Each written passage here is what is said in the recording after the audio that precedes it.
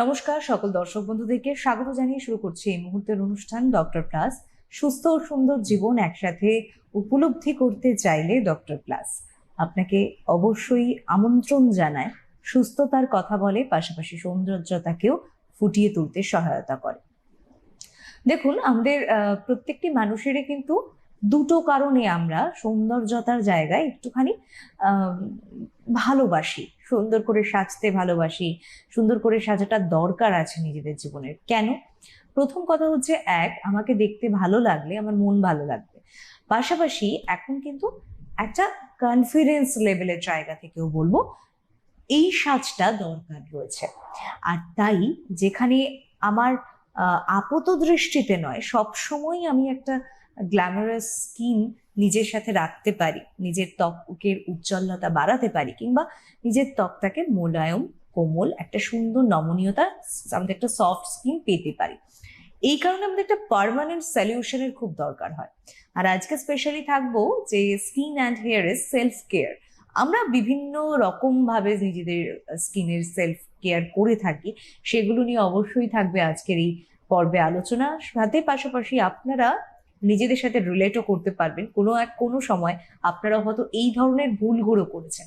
তাই কি করবেন আর কি করবেন না, এই মাঝে দাঁড়িয়ে আজকের এই অনুষ্ঠানটা শুরু করবো। আর এই মুহূর্তে আমার সঙ্গে উপস্থিত রয়েছেন renowned doctor dermatologist and also trichologist doctor Shrayan Pal. স্বাগত জানাবো স্যার আপনাকে। নমস্কার স্যার। ভীষণ সুন্দর সুন্দর আলোচনার এক একটা কর্নার তুলে ধরেন এক একটা দিন অনুষ্ঠান পর্বে। ইভেন আজও আমরা যখন অফ ক্যামেরা একটু আলোচনা করে নিচ্ছিলাম, অবশ্যই স্যার আমার সঙ্গে বলবেন, তো সেখানে আমরা খুঁজছিলাম যে আজকে কি নিয়ে আলোচনা করা যায়, কি নিয়ে বিশেষভাবে আপনাদের সামনে আকর্ষণ হয় তাহলে টপিকটি। তো সেক্ষেত্রে স্যার একটা ভীষণ সুন্দর জিনিস বললেন, সেটা হচ্ছে কোনো কোনো সময় আমরা নিজেদের অজান্তেই নিজেরা অনেকটা ভুল করে ফেলি, বিশেষ করে সেলফ কেয়ার করতে গিয়ে যত্নের অতিরিক্ত যত্নশীল হওয়ার ফল বিভিন্ন ধরনের পিগমেন্টেড স্কিন হয়ে যাওয়া, র্যাশেস ব্রণের সমস্যা, কিংবা ফ্রেকেলস চলে আসা, তাছাড়া হয়তো স্কিনটা একটু ঝুলেও গিয়েছে। এই সব কিছু নিয়ে আজকের একটা প্রথম যে বেসিক আলোচনাটা শুরু করা যেতে পারে, that is a self care. এই যে আমরা বলি ফেস ওয়াশ, অর্থাৎ ক্লিনজিং, টোনিং অ্যান্ড ময়শ্চারাইজিং, এখান থেকে শুরু করি আলোচনা। যখনই কোনো পেশেন্ট আমার কাছে এসে জিজ্ঞেস করেন যে স্যার এরকম স্কিন কেয়ার রুটিন আমি দেখেছি, ইনস্টাগ্রামে দেখেছি বা কোনো ইউটিউবের কাছে দেখেছি, কোনো এরকম কোনো জায়গাতে প্ল্যাটফর্মে দেখেছি যে আমার স্কিন কেয়ার রুটিন হওয়া উচিত ফেস ওয়াশ বা ক্লেনজার, তারপরে একটা সিরাম, তারপর একটা ময়শ্চারাইজার, তারপর একটা সানস্ক্রিন, এটা কি ঠিক? আমার ক্ষেত্রে উত্তরটা সবসময় হয় যে বেশিরভাগ স্কিনের ধরনের ক্ষেত্রে এই ধরনের ইউনিভার্সাল রুটিনগুলো ঠিক, কিন্তু অনেক স্কিনই থাকবে যেখানে কিছু স্কিন ইস্যু থাকে। মানে আপনি যখন মনে করছেন যে আমার স্কিনের জন্য এটা দরকার, তখন মোর অফেন দ্যান নট কিছুটা জায়গাতে থাকে যে আমরা এটার ব্যাপারে কনসাস এবং মেনটেন করতে চাই, এবং অনেক পেশেন্টের ক্ষেত্রে থাকে তারা অ্যাকচুয়ালি কোনো একটা অ্যাক্টিভ স্কিন ইস্যু নিয়ে সাফার করছে, সেখান থেকে সে চাইছে যে এটা মেনটেন করে ঠিক হবে। একদম। এবার সেখানে সবচেয়ে বড় সমস্যাটা এর মধ্যে যেখানে হয়ে যায়, সেটা হচ্ছে যে ঠিক ধরনের ময়শ্চারাইজার চুজ করা, ঠিক ধরনের সানস্ক্রিন চুজ করা, ঠিক ধরনের সিরাম চুজ করা, এবং ঠিক ধরনের ফেস ওয়াশ বা ক্লিনজার চুজ করা। আমরা কি করে বুঝবো, মানে এটা একটা সমস্যার জায়গা স্যার, যে সেখানে আমরা কখনো দেখি সকালবেলাটা উঠে হয়তো নাকের এই সারাউন্ডিং এরিয়াসটা একটু তেল তেলে, বা অনেক ক্ষেত্রে দেখা যাচ্ছে রাত্রিবেলা ভীষণ ড্রাই, মানে বিশেষ করে সারাদিনের একটা মেকআপ স্কিন সারাদিন পর যখন ভালো করে ক্লিনজিং করে একটা ফেস ওয়াশ দিয়ে ক্লিন করার পর একটা ময়শ্চারাইজার ইউজ করছি বা অ্যাপ্লাই করছি, সেই জায়গায় দেখা যাচ্ছে যে আমরা তো ভীষণ স্কিনটা ড্রাই, তো ময়শ্চারাইজার অ্যাপ্লাই করলে মেবি খুব ভালো হবে। বাট সকাল হতে না হতে এমন একটা তৈলাক্ত ত্বকের জায়গা দেখা গেল রাতের ভিতরে একটা পিম্পলস বেরিয়ে গেছে। এই ধরনের সমস্যা কিন্তু আমরা কম বেশি সকলেই ভুগি। এই একটা। আর দ্বিতীয়ত হচ্ছে, যতই ময়শ্চারাইজার, যতই অয়েল যাই লাগাই না কেন, ভীষণ ড্রাই, এই ড্রাইনেস কোনোভাবে কাটে না। যখনই যে পোর্শনের স্কিনের ওই আমরা পার্টিকুলার প্রোডাক্ট ইউজ করছি, সাথে সাথে দেখা যাচ্ছে চুষে নিচ্ছে, অর্থাৎ স্কিন অ্যাবজর্ব করে নিচ্ছে। আরেকটা হয়, তারা কোনো কিছুই অ্যাপ্লাই করতে পারছেন না। মানে আমরা প্রবলেম গুলোকে নিয়ে আলোচনা করছি, স্কিন টাইপ তো আপনি বলবেন কার জন্য কোনটা দরকার। আমাদের স্কিনের মধ্যে সাধারণ মানুষের ভাষায় যদি একটু সিম্পলিফাই করে বলা যায়, 3 ধরনের স্কিন টাইপ হয়। একটা আপনি এটা শুনেও থাকবেন, dry skin, oily skin and combination skin. তো কম্বিনেশন স্কিন আমরা যেটাকে বলি সেটা কিন্তু বেসিক্যালি ড্রাই স্কিন, কারণ স্কিনের বেশিরভাগ অংশ ড্রাই, খালি টি জোন বা একটা স্পেসিফিক এরিয়াতে অয়েলি। তো এই কম্বিনেশন স্কিনটার ক্ষেত্রে বেশিরভাগ মানুষ এটাকে একটা স্কিন টাইপ মনে করেন, কিন্তু এটা ইজ ইউজুয়ালি আলাদা কোনো স্কিন টাইপ নয়, রাদার একটা স্কিন ইস্যু যেটাকে আমরা সেবোরিয়া বলে বলি। আচ্ছা, মানে যেখানে আমাদের বডিতে একটা টেন্ডেন্সি থাকে, যেটা একটা বিশাল সংখ্যক মানুষের থাকে। তো এটাকে আমি কখনো কোনো ডিজিজ না বলে আমি এটাকে স্কিনের একটা ভ্যারিয়েশনই বলতে পছন্দ করি। সেটা হচ্ছে আমাদের স্কিনের ঘামের বেসিক্যালি দুখানা অংশ থাকে, একটা হচ্ছে জলীয়, একটা হচ্ছে তৈলাক্ত, বেশ। যেটাকে আমরা সিবাম বলি। তো এটার একটা আইডিয়ালি একটা ব্যালেন্স মেনটেন হওয়া উচিত, যাতে জলীয় ভাবটা আমাদের শরীরটাকে ঠান্ডা করবে এবং তৈলাক্ত ভাবটা ময়েশ্চারাইজ করবে এবং একটা anti bacterial, anti fungal, anti parasitic activity দেবে। ওকে। কিন্তু অনেক মানুষের ক্ষেত্রে কি হয়, স্পেশালি মানে কিছু কিছু আমরা বলি যে জেনোটাইপের মানুষের ক্ষেত্রে হয়, বা পরিবারের মধ্যে এটা দেখা যায় সবারই প্রায় হচ্ছে, সেটা হচ্ছে এই সিবামের অংশটা যেটুকু আইডিয়াল তার থেকে একটু বেশি। তাদের প্রবলেম যেটা হয়, যেহেতু এই সিবামের একটা anti bacterial, anti fungal property রয়েছে, সেটা কিছু কেমিক্যালের জন্য, সেই আমাদের ন্যাচারাল সিনথেসাইজড কেমিক্যাল। তো সেই জিনিসগুলো যখন দীর্ঘক্ষণ ধরে স্কিনের বাইরে এসে জমা হয় একটু বেশি পরিমাণে, অথবা ডাক্টের মধ্যে বেশি সময় থাকে, অথবা বেশি সিক্রেটেড হয় যে গ্ল্যান্ডগুলোতে, সেই জায়গাগুলোতে এগুলোই ইনফ্লামেশন করা শুরু করে। ফলে যে সমস্যাটা হয় সেটাকে সিবোরিয়া থেকে সিবোরিক ডার্মাটাইটিস, যদি মাথায় হয় সেটাকে সিবোরিক ক্যাপিটিস বলে, আমরা খুব সাধারণ ভাষায় সেটাকে বলি খুশকি। মানে it's a condition, it's not a disease. It's not a disease, এটা হচ্ছে একটা বলতে পারেন স্কিনের একটা ভ্যারিয়েশন। মানে দেখুন, ডিজিজ বলবো না, কন্ডিশন বলবো, আমার মনে হয় এটা এরকম ভাবে আমি বলতে পছন্দ করি যে জিনিসগুলো খুব কম সংখ্যার মানুষের মধ্যে আছে, যেটার জন্য একটু সিভিয়ার ট্রিটমেন্ট লাগবে, খাবার ওষুধ, দীর্ঘদিন লাগানোর ওষুধ, সেই জিনিসগুলোকে আমি ইউজুয়ালি ডিজিজ বলতে পছন্দ করি। এটা আমার একদমই পার্সোনাল একটা বলতে পারেন। এবং যে জিনিসগুলোর ক্ষেত্রে মানুষকে সারা জীবন মোটামুটি একটা মেনটেন করতে হবে নিজের স্কিন টাইপ এবং কন্ডিশন বুঝে, সেটাকে আমি ইউজুয়ালি কন্ডিশন বলে বলতে পছন্দ করি। একদম। এবং দেখুন, বেসিক্যালি আজকে যদি একটু আমরা সোশ্যাল মিডিয়ায় যাই, ফলো আপ করতে থাকি, সেক্ষেত্রে ইনস্টাতে বলুন, ফেসবুক বলুন, ইউটিউব বলুন, অর্থাৎ যে সোশ্যাল মিডিয়ায় আমরা প্রত্যেকেই কম বেশি বিভিন্ন ধরনের রিলস ভিডিও দেখে থাকি।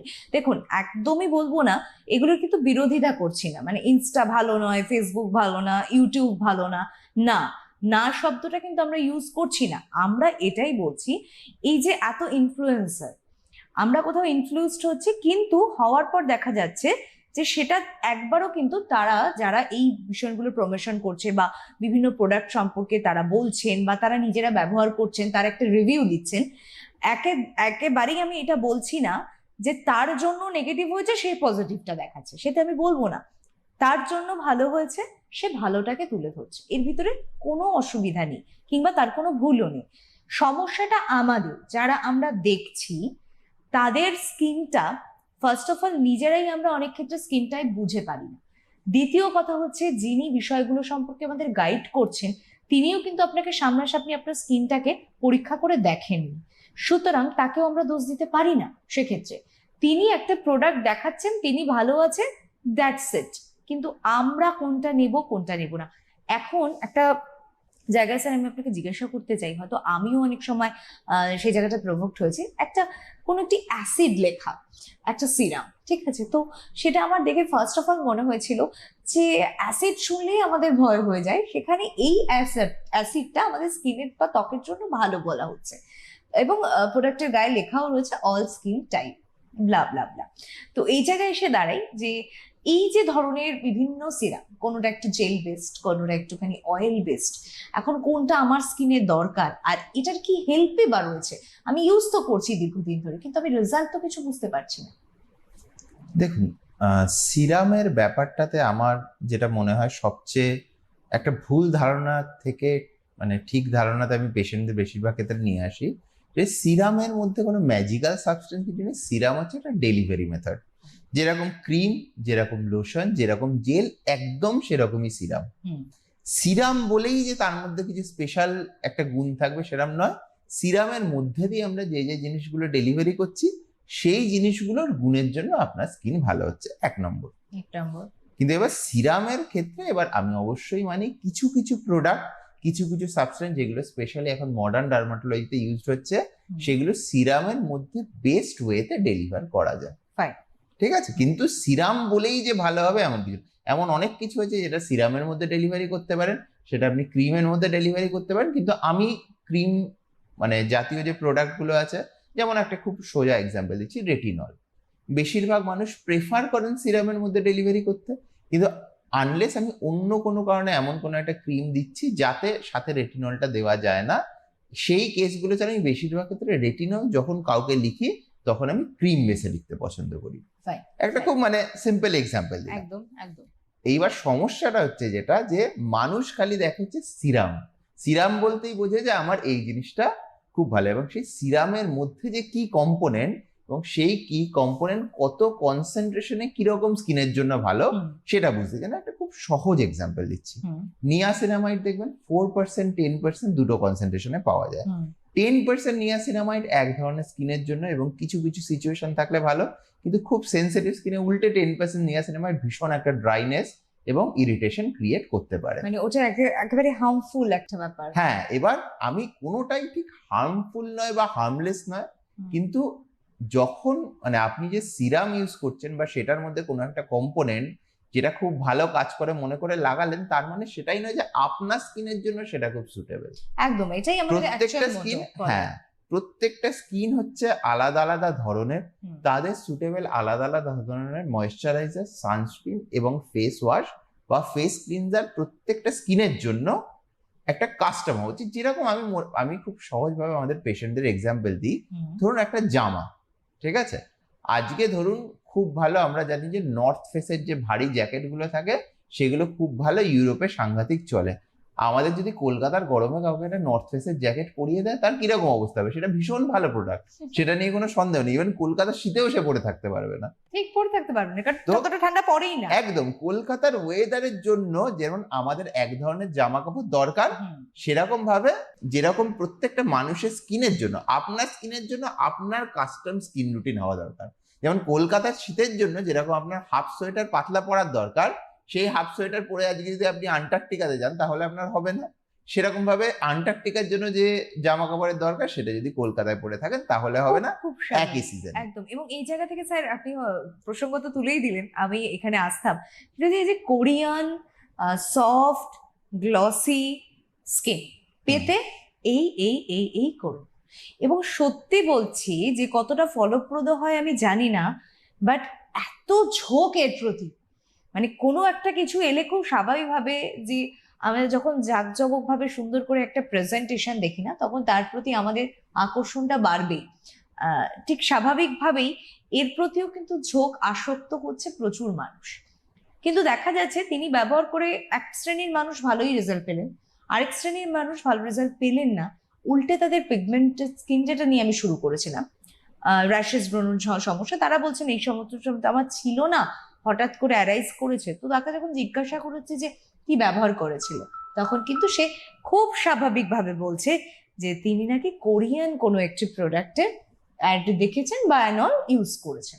এক্ষেত্রে তাহলে হিতে বিপরীত হলো, এবং এই যে স্কিনটার যা কন্ডিশন ছিল তাতে অনেক বেশি ডিটেরিয়েট করার ফলে তিনি যখন ডক্টর প্লাসে আসবেন, আপনার পেশেন্ট হয়ে যায়, আপনি তাকে কিভাবে ট্রিট করবেন? সবার আগে এই কোরিয়ান স্কিন প্রোডাক্টের অরিজিনটা আমরা বোঝার চেষ্টা করি। আজকে থেকে মোটামুটি ধরুন আমি যতটা মনে করতে পারি বছর 15 থেকে 20 আগে, যখন আমাদের কে পপ বা কোরিয়ান মিউজিক, কোরিয়ান মুভিসগুলো ধীরে ধীরে ভারতে হিট হওয়া শুরু হলো, সেই সময় থেকে কোরিয়ান স্কিন কেয়ারও ধীরে ধীরে বাজারে ঢুকতে শুরু করলো। এবার কোরিয়ান স্কিন কেয়ারের ব্যাপারে একটা জিনিস, সেটা আমিও মানি, আমাদের দেশে যেরকম কোয়ালিটি কন্ট্রোল, তার থেকে ওদের কোয়ালিটি কন্ট্রোল বেটার। তো প্রোডাক্টের কোয়ালিটি ডেফিনেটলি কিছুটা হলেও ভালো, কিন্তু এখানে সবচেয়ে বড় যে জিনিসটা, মানুষ দেখবেন যখনই যারা কোরিয়ান প্রোডাক্ট ইউজ করে তারা একটা কথা বারবার বলা শুরু করে, কোরিয়ান গ্লাস স্কিনের মতো আমার চকচকে স্কিন হতে হবে। এবার কোরিয়ান গ্লাস স্কিন বা কোরিয়ানদের মতো স্কিন অনেকটাই কিন্তু তাদের জেনেটিক্যালি ডিটারমাইন্ড, এবং প্রোডাক্টেরও একটা বড় অংশ কোরিয়ান স্কিনের জন্য সুটেবল, যেগুলো আপনার স্কিনের জন্য হয়তো সুটেবল নয়। এবার অনেক পেশেন্ট আমাকে এসে বলবে যে আমার এই বন্ধু খুব ভালো রেজাল্ট পেয়েছে কোরিয়ান স্কিনে। আমাদের একটা কথা বুঝতে হবে, আমাদের ভারতের যে মানে জনসংখ্যা, যে পপুলেশন, তার অনেকটাই কিন্তু মাল্টিপল জিনস বিভিন্ন সময় আমাদের ইনভেট করেছে, এবং আমাদের specially eastern part of the India যেটা, সেটা খুব কাছাকাছি আমাদের মঙ্গোলিয়ান যে এরিয়াগুলোর কাছাকাছি, তো এর মধ্যে অনেক মঙ্গোলিয়ান জিন আমাদের মধ্যে আছে। তো পাশাপাশি যাদের climate। হ্যাঁ যাদের মধ্যে সত্যি যাদের কথা। মধ্যে সেই স্কিনে ওই একদম। মঙ্গোলিয়ান ইনফ্লুয়েন্স একটুখানি বেশি, স্কিন টাইপ থেকে শুরু করে বিভিন্ন রকম জিনিস, এবং হয়তো তাদেরকে নর্মালি দেখে আপনি খুব একটা মঙ্গোলিয়ান মনে হবে না, কিন্তু তার মধ্যে একটা মঙ্গোলিয়ান জেনেটিক ইনফ্লুয়েন্স হয়েছে তার স্কিনের মধ্যে। একদম। তো তাদের ক্ষেত্রে হয়তো কিছু কিছু কোরিয়ান প্রোডাক্টস খুব ভালো কাজ করবে। কিন্তু এগেন আমাদের এই স্কিন টাইপের মধ্যে অনেকের আবার skin type is heavily influenced by North Indian বা আমাদের দ্রাভিডিয়ান, যারা সাউথ ইন্ডিয়ার সেই ধরনের জিন্সগুলো থেকে। তো সেই জিন পুলের যে মানুষগুলো বা সেই জিন পুলের যে ইনফ্লুয়েন্স মানুষগুলো, তাদের স্কিনের মধ্যে যদি এমন জিনিসটা না থাকে যেটা কোরিয়ান স্কিন প্রোডাক্ট খুব ভালো করে স্যুট করবে, তাদের ক্ষেত্রে একই ধরনের জিনিসগুলো প্রবলেম করতে পারে। এবং বেশিরভাগ ক্ষেত্রে আপনি দেখবেন এই প্রবলেমটা মোটামুটি মানে আমাদের, আমি মানে বাংলার আমাদের যে পেশেন্টরা আসেন তাদের মধ্যে আমি দেখেছি মোটামুটি 85 থেকে 90% মানুষ 2 থেকে 3 মাস পর থেকে কোরিয়ান স্কিন প্রোডাক্টে প্রবলেম হওয়া শুরু করে। 2 থেকে 3 মাস সময়টা কেন লাগে? তার কারণ আমাদের স্কিনের একটা শেডিং টাইম আছে, গ্ল্যান্ডগুলোর একটা শেডিং টাইম আছে, আমাদের যে হেয়ার আছে সেই হেয়ারের একটা হেয়ার সাইকেলের মধ্যে দিয়ে যায়। তো সেই মিনিমাম একটা সময় লাগে যে নতুন যে আমাদের স্কিন আসছে সেই স্কিনটার এক্সপোজ হতে, অথবা অনেক সময় যেটা থাকে এর মধ্যে কিছু কিছু কেমিক্যালস বা অ্যালার্জেন্স থাকে, যে জিনিসগুলো আমাদের স্কিনের সঙ্গে রিয়াক্ট করতে একটুখানি লম্বা সময় লাগে। সেটার জন্য অনেক সময় 2-3 মাস পরে সমস্যা শুরু হয়। কিন্তু আমার ক্লিনিক্যাল প্র্যাকটিসে আমি দেখেছি অন্তত 80 থেকে 85%, কখনো 90% পেশেন্টেরও এই সমস্যা কিন্তু কোরিয়ান স্কিন কেয়ার ইভেনচুয়ালি গিয়ে হয়। এই জায়গা থেকে আমি একটা জিনিস বলি, মানে এটা স্যার বললেন এবং আমি রিলেট করলাম আমার নিজের সঙ্গেই, যে কোনো একটি পার্টিকুলার প্রোডাক্ট ইউজ করাকালীন আমার মনে হলো যে না, খুব একটা বেটার রেজাল্ট কিছু অ্যাজ সাচ নেই। ঠিক আছে, নর্মাল ফেস ক্লিন আপ যেমন হয় সেভাবে ক্লিন হচ্ছে, টোনারও ইজ টু গুড নয়, ঠিক আছে, সো সো। তো দেন আমি প্রোডাক্টটা চেঞ্জ করার কথা ভাবলাম। তো যখন প্রোডাক্টটা চেঞ্জ করার কথা ভাবলাম তখন তিনি আমাকে সাজেস্ট করলেন যে যে প্রোডাক্টটা ইউজ করতেন আপনি ওটা আগে সম্পূর্ণ বন্ধ করে দিন 1 সপ্তাহ। 1 সপ্তাহ বাদ থেকে আপনি আবার নতুন প্রোডাক্টে যান। এই যে টাইমটা উনি নিলেন যে 1 সপ্তাহ বন্ধ রাখুন, ওই প্রোডাক্ট ইউজ করবেন না, আদারওয়াইজ নতুন কোনো প্রোডাক্টও আপনার স্কিনের উপরে আপনি কিন্তু অ্যাজ সাচ লঞ্চ করতে পারছেন না। 1 সপ্তাহ টাইম গ্যাপে আমার স্বাভাবিকভাবে প্রশ্ন এলো, তাহলে আমি ফেসটা ক্লিন করবো কি করে? আমি তো ডার্ট অ্যান্ড পলিউশনের ভিতরে যাচ্ছি, এবং নর্মাল সোপ তো প্রচন্ড খাট, সেটা অবশ্যই আমার জন্য ভালো হবে না। তাহলে আমি ইউজ করবো কি? তো তখন ঘরোয়া নানাবিধ টোটকা, যেমন বেসন, কোথাও তার ভিতরে কফি, কখনো দুধ, কখনো একটু হলুদ 1 চিমটে, যখন যেখানে যেটা দেখলাম সেভাবে কিন্তু আমি আমার নিজের স্কিনটাকে কাইন্ড অফ সেলফ কেয়ারের জায়গায় ফেলি, আমি কেয়ার করা শুরু করলাম। কিন্তু দেখা যাচ্ছে যে এই যে টাইমটা একটা গ্যাপ দিতে বলেছিলেন তার মাঝে কিন্তু আমি ঘরোয়া টোটকা ইউজ করলাম। কি ভেবে ইউজ করলাম স্যার? ঘরোয়া টোটকা, এটাই আমার ক্ষতি হবে, কিন্তু আমি ভালো রেজাল্ট তো পেলাম না। আলটিমেট তাহলে আমি ইউজটা করলাম কি করে? এই জায়গায় আসবো, এবং নেক্সট আমরা আবার একটু হেয়ার প্রবলেমেও যাবো, কারণ যেহেতু আমাদের অনুষ্ঠানটা স্কিন অ্যান্ড হেয়ার, আবারও স্কিনে ফেরা, এই জায়গায় আসি স্যার। ঘরোয়া টোটকায় মানুষ কেয়ার করেন, কি হয় তাতে? দেখুন, ঘরোয়া টোটকা আমি এটা কখনো বলবো না যে একদমই কাজ করে না, বা আয়ুর্বেদিক যে ওষুধগুলো হয় করে না। সেখানে আমার বেশি চিন্তা, তার কারণ সেটা করে, কেন করে কিছু কিছু জিনিস, সেখানে আমি আসছি। এবার আমি বেশিরভাগ পেশেন্টের ক্ষেত্রে বলি না যে এটা বন্ধ করে 7 দিন গ্যাপ করে নতুন প্রোডাক্ট শুরু করুন। আমার মনে হয় যেটা ভুল, যেটা আমার পেশেন্টের স্কিন টাইপের জন্য, তাকে তখনই সেটা বন্ধ করিয়ে দিলাম, এবং তারপরে যেটা ঠিক মনে হলো সেটা তখন থেকেই শুরু করে দিলাম। দাও। আমি এরকম কোনো গ্যাপ দিই না। এবার ঘরোয়া যে জিনিসগুলো ব্যবহার হয় তার মধ্যে আপনাদের মনে রাখতে হবে, যখনই স্কিনে কোনো কিছু ব্যবহার করছেন তখন আপনি, সেটা ন্যাচারাল ডিরাইভড কেমিক্যাল হতে পারে, কিন্তু সেটা কেমিক্যাল। তো তার থেকে যদি কোনো একটা রেজাল্ট আসে, হয় সেই সাবস্টেন্সটা একটা ফিজিক্যাল বা কেমিক্যাল প্রপার্টির থেকে। ফিজিক্যাল প্রপার্টি কিরকম, কিছু কিছু জিনিসের মধ্যে একটুখানি গুঁড়ো গুঁড়ো ব্যাপার থাকে, সেখানে একটুখানি এক্সফোলিয়েশন হয়, সেটার জন্য মুখ ফ্রেশ লাগে। কিছু কিছু জিনিসের মধ্যে যেরকম অনেকে লেবু টেবু ইউজ করেন, লেবুর মধ্যে কি থাকে, সাইট্রিক অ্যাসিড, অ্যাসিডিক কম্পোনেন্ট, তো সেই অ্যাসিডিক কম্পোনেন্টের জন্য একটুখানি এক্সফোলিয়েটিভ একটা রেজাল্ট আসে, যেটা অনেক সময় লোকে খুশকি টুস্কিতে ব্যবহার করেন মাথাতে। তারপরে অনেক সময় লোকে মুখে বিভিন্ন রকম মাস্ক লাগান, অ্যালোভেরা লাগান। অ্যালোভেরা একটা কমন ময়েশ্চারাইজার, যেটা অনেক সময় আমাদের মডার্ন বিভিন্ন ফর্মুলেশনে ইউজড হয়, সেটা ব্যবহার এই করেন। জায়গায় স্যার আমি একটু ইন্টারাপ্ট না করে পারছি না, রিসেন্ট একটা ঘটনা শুনলাম, একজন মহিলা নর্মাল অ্যালোভেরা নিয়ে জাস্ট ওই যেভাবে আর কি অ্যালোভেরাটা কেটে তার ভিতর থেকে জেল ফর্মটা নিয়ে ব্যবহার করেছে হাতে, তার 1 সপ্তাহ ব্যবহার করার পর ছোট ছোট সেতি টাইপস হোয়াইট স্কিনে দাগ এসছে। তো অবশ্যই তিনি বলতে পারছেন না যে এটাকে অ্যালোভেরা ইউজ করার পরই হয়েছে না অন্য কোনো প্রোডাক্টের একটা রিয়াকশন হয়েছে। এক্ষেত্রে আমি একটা বিষয়ে প্রশ্ন রাখি আপনাকে, যে অ্যালোভেরা কি ডিরেক্ট ইউজ করা যায় স্কিনে? এই জায়গাতে আমি বারবার ফিরে আসি যে কোনো ন্যাচারাল রেমেডি, আজকে আমরা কেন ডাক্তাররা ন্যাচারাল রেমেডি প্রেসক্রাইব করি না বেশিরভাগ ক্ষেত্রে। অনেকে মনে করবেন হয়তো সেটা না করলে আমাদের খুব লাভ, কিন্তু মনে রাখতে হবে যে কোনো ন্যাচারাল রেমেডি কখনো কমপ্লিট নয়, তো সেখানে কোনো ম্যাজিক নেই। আজকে অ্যালোভেরার মধ্যে যে ধরনের ময়েশ্চারাইজার থাকে, সেই ধরনের খালি যদি ময়েশ্চারাইজার আমাদের স্কিনে ইউজ করা হয়, সেটা হয়তো সব সিজনের জন্য বা সব স্কিন টাইপের জন্য সুটেবল নয়। তো তাই জন্য দেখবেন আমাদের যে ফর্মুলেশন গুলোতে অ্যালোভেরা ইউজ করা হয়, সেখানে সার্টেন পার্সেন্টেজ অ্যালোভেরা ইউজ করা হয়। তো সেটার সঙ্গে হোয়াইট সল্ট প্যারাফিন থাকে, কখনো লাইট লিকুইড প্যারাফিন থাকে, অন্যান্য কিছু সেরামাইডস বা ইত্যাদি জিনিসগুলো থাকে, করে একটা টোটাল ফর্মুলেশন হয় যেটা একটা স্পেসিফিক স্কিন টাইপের জন্য সুটেবল। তাই দেখেন ময়েশ্চারাইজারও অনেক রকম হয়, কিন্তু আজকে আমি যদি এখানে আজকে 10টা পেশেন্ট দেখি, তার মধ্যে আমি 5 বা 6 রকমের ময়েশ্চারাইজার লিখছি। কারোর ক্ষেত্রে এই ক্রিম, কারোর ক্ষেত্রে এই লোশন, কারোর ক্ষেত্রে এই জেল, কারোর ক্ষেত্রে হয়তো লোশন কিন্তু সেটা একটু অন্যরকম, তার মধ্যে অন্য দুটো জিনিস আছে, তার মধ্যে ওই মানে অন্য একটা জিনিসে অন্য অন্য দুখানা জিনিস আছে, সেই দুখানা জিনিস নেই। সবটা উপাদানের কথা তো বলছেন। হ্যাঁ, উপাদানের কথা বলছি। তো সেরকম ভাবে আমরা কেন লিখি, তার কারণটা হচ্ছে খুব বড় কথা স্কিন টাইপ এবং তার সঙ্গে কি কি কন্ডিশন জড়িয়ে রয়েছে সেই জিনিসটার সঙ্গে। তো অনেক সময় পেশেন্টরা বলেন যে এই ময়েশ্চারাইজারটা আমার বাড়িতে আছে ডাক্তারবাবু, আমি এইটা না লাগিয়ে ওই ময়েশ্চারাইজারটা লাগালে কেমন হয়? দেখুন, আপনার কাছে যে ময়েশ্চারাইজার আছে সেটার কম্পোনেন্ট তাহলে আপনি আমাকে একবার ছবি তুলে পাঠাবেন, অথবা এই ময়েশ্চারাইজারটা লাগিয়ে যদি অলরেডি আপনি দেখেছেন যে আপনার যথেষ্ট উপকার হয়নি, সম্ভবত হয়নি তাই জন্যই আপনি আমার কাছে এসেছেন, একদম। তো সেইটাই আবার লাগিয়ে অন্য একটা রেজাল্ট হবে সেটা এক্সপেক্ট করা উচিত নয়।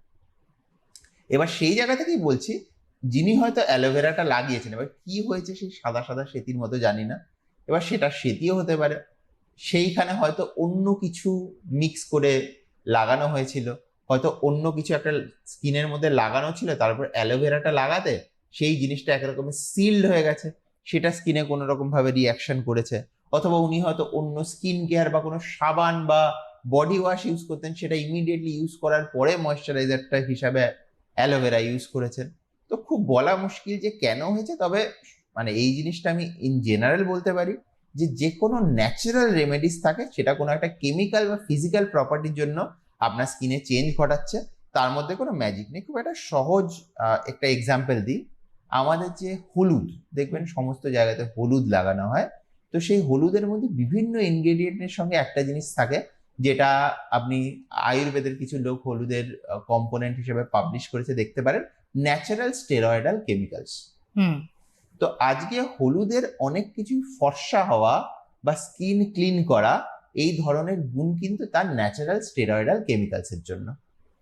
তো সেই ন্যাচারাল স্টেরয়েডাল কেমিক্যালস যেহেতু কাজ করে, তো হলুদের সেই গুণটা আমরা পাই। এবার কেউ যদি একটা নিজের ন্যাচারাল কম্পোনেন্ট হিসেবে প্রতিদিন একটা বড় অংশে হলুদ খেতে থাকেন মধু দিয়ে, অথবা হলুদ বেটে বেটে প্রতিদিন মুখে লাগাতে থাকেন, তাহলে অনেক সময় মুখের চেঞ্জ, এবং আমরা এরকম পেশেন্ট পেয়েছি এবং সেটা নিয়ে হয়তো আমরা পেপারও পাবলিশ করতে পারি ইন ফিউচার, সেটা হচ্ছে যে এই হলুদ লাগিয়ে কিরকম মুখে যেরকম স্টেরয়েড ক্রিম লাগানোর মতো অনেক চেঞ্জেস আমরা মুখে দেখতে পেয়েছি।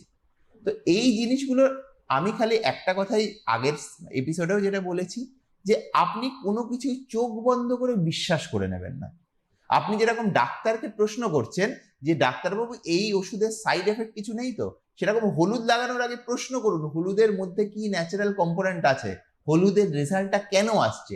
জাস্ট হলুদে একটা ভালো রেজাল্ট আসছে বা এই জিনিসটা খেলে আমার গ্লো বেড়ে যাচ্ছে, সেইটাতে আপনি যখন ডাক্তারের ওষুধে সেখানে ভরসা করছেন না, সেখানে ন্যাচারাল রেমেডিতেই বা সেই ভরসাটা কেন কি করে করছেন? করছেন? একদম একদম আপনি একেবারেই তাই। প্রশ্ন করুন, আপনি সার্চ করুন, আপনি সায়েন্টিফিক পেপার যদি পড়তে হয়, আমরা অনেক সময় যে বিভিন্ন রকমের ব্লগ দেখি, সায়েন্টিফিক পেপার পড়তে হলে পাবমেড বা এই ধরনের যে সায়েন্টিফিক সাইটগুলোতে গিয়ে সার্চ করে দেখুন, যেখানে প্রপার সায়েন্টিস্টরা ডাক্তাররা পেপার লিখেছেন। তো সেইখান থেকে আপনারা একটা ইনফর্মড ডিসিশন নিন। কোনো কিছু চোখ বন্ধ করে ন্যাচারাল বলেই ভালো বলে মেনে নেবেন না। কারণ মনে রাখবেন, সমস্ত আমাদের যে আজকে মডার্ন মেডিসিনের ওষুধ, সবকিছু কিন্তু ন্যাচারাল কোনো কিছু থেকেই ডিরাইভড হয়ে আজকে তৈরি হয়েছে, সেটারই পিউরিফাইড ফর্ম। তো আজকে কোনো কিছুই আকাশ থেকে পড়েনি। একেবারেই তাই। স্কিন নিয়ে আলোচনা করতে করতে একদম। সময়টা একেবারেই শেষ প্রান্তে এসে দাঁড়ানো। তো একটু হেয়ার নিয়ে আলোচনা না করলে নয়, কারণ যেহেতু আজকে বিষয় আমাদের দুটোই ছিল।